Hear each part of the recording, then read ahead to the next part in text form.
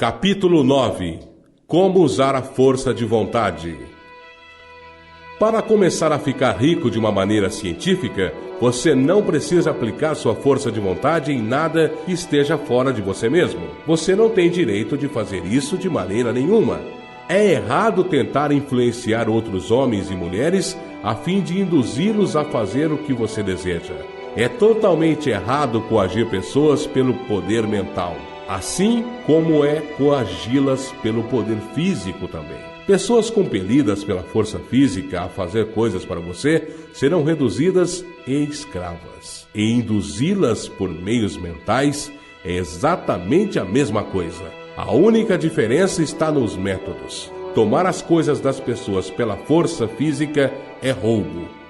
Tomá-las pela força mental é roubo também. Não há nenhuma diferença de princípios. Você não tem nenhum direito de usar sua força de vontade em uma outra pessoa, mesmo que seja para o próprio bem dela. Você não sabe o que é bom para ela. A ciência para ficar rico não requer aplicação de poder ou força a nenhuma outra pessoa de forma alguma. Não há a mínima necessidade de fazer isso. Com certeza, toda tentativa de usar sua força de vontade nos outros tenderá somente a malograr seus propósitos. Você não precisa aplicar sua força de vontade às coisas, a fim de compeli-las a vir até você. Isso simplesmente seria tentar coagir Deus e seria bobo e inútil. Você não tem que tentar compelir Deus a dar-lhe coisas boas, assim como não tem de usar sua força de vontade para fazer o sol nascer. Você não tem que usar sua força de vontade para conquistar uma divindade hostil, ou para comandar forças rebeldes e inflexíveis. A substância é amigável a você e está mais ansiosa para dar mais a você do que você está para receber. Para enriquecer, você precisa usar sua força de vontade somente em você mesmo. Quando você sabe o que pensar e fazer, você deve usar sua força de vontade para compelir-se a pensar e fazer as coisas certas. Este é o uso legítimo da força de vontade para ter o que você quer. Usá-la para manter-se no curso certo. Use sua força de vontade para manter-se pensando e agindo de uma maneira correta e adequada. Não tente projetar sua força de vontade, seus pensamentos ou sua mente para o espaço exterior para agir sobre coisas ou sobre pessoas. Mantenha sua mente em casa. Ela pode realizar mais lá do que em qualquer outra parte. Use sua mente para formar uma imagem mental do que você deseja e para manter essa imagem com fé e propósito. E use sua força de vontade para manter sua mente trabalhando de maneira correta e adequada. Quanto mais constantes e contínuos forem seu propósito e fé, mais rapidamente você ficará rico, porque fará somente impressões positivas na substância e não as neutralizará nem as deslocará com impressões negativas. A imagem de seus desejos, presa à fé e ao propósito, é captada pela substância sem forma e a preenche por grandes distâncias por todo o universo. Quando esta impressão é espalhada, todas as coisas movem-se para sua realização. Cada coisa viva, cada coisa inanimada e as coisas ainda não criadas são movidas para fazer o que você deseja. Toda a força começa a ser exercida nesse sentido. Todas as coisas começam a se mover para você.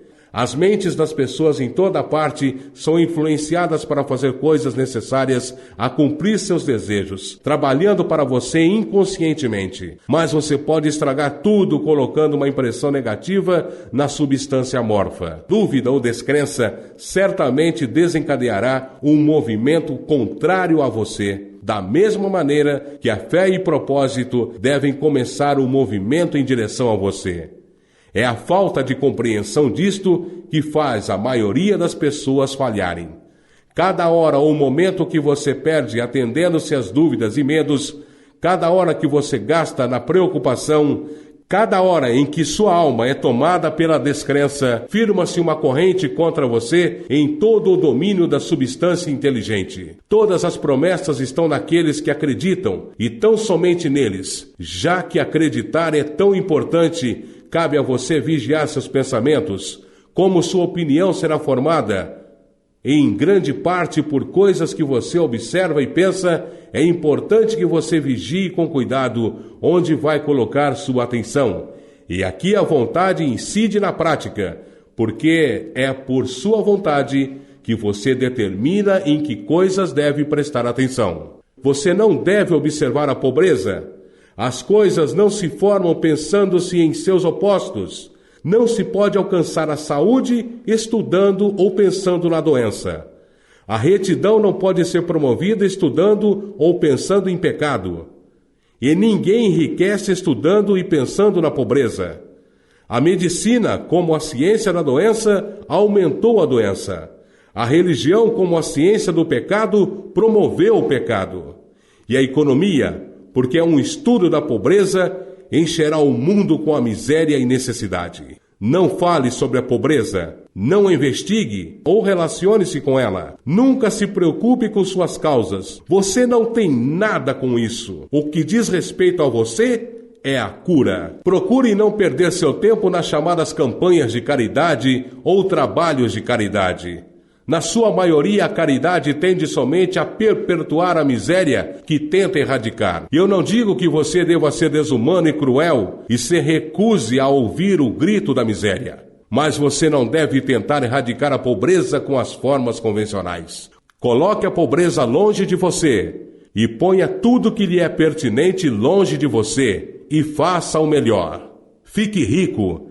Esta é a maneira de você poder ajudar os pobres. E você não pode ater-se à imagem mental que o tornará rico se você enche sua mente com os retratos da pobreza e de todos os seus problemas. Não leia livros ou revistas que dão especial atenção à miséria, aos moradores de asilos, aos horrores do trabalho infantil e assim por diante. Não leia qualquer coisa que encha sua mente com as imagens sombrias do sofrimento e da necessidade. Você não pode ajudar os pobres sabendo essas coisas, e o conhecimento difundido delas não acaba com a pobreza. O que acaba com a pobreza não é guardar os retratos da pobreza em sua mente, mas sim ter os retratos da riqueza, abundância e possibilidade nas mentes dos pobres. Você não está abandonando os pobres em sua miséria quando você se recusa a permitir que entre em sua mente o retrato dessa miséria. A pobreza pode ser erradicada não aumentando o número de pessoas bem-intencionadas que pensam na pobreza, mas aumentando o número de pessoas pobres que se propõem com a fé ficar ricos. Os pobres não necessitam de caridade, necessitam de inspiração.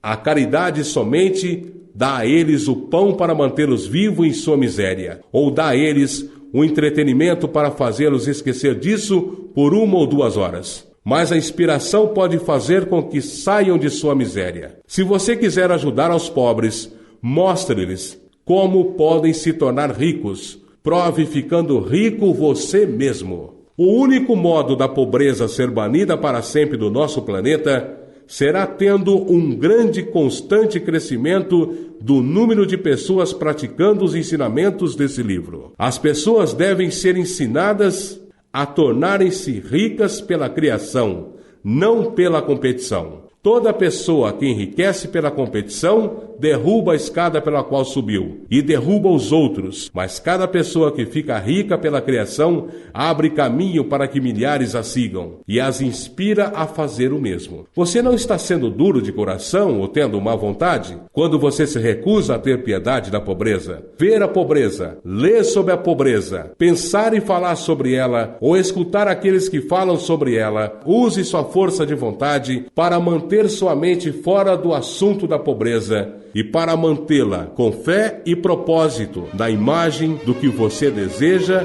e está criando.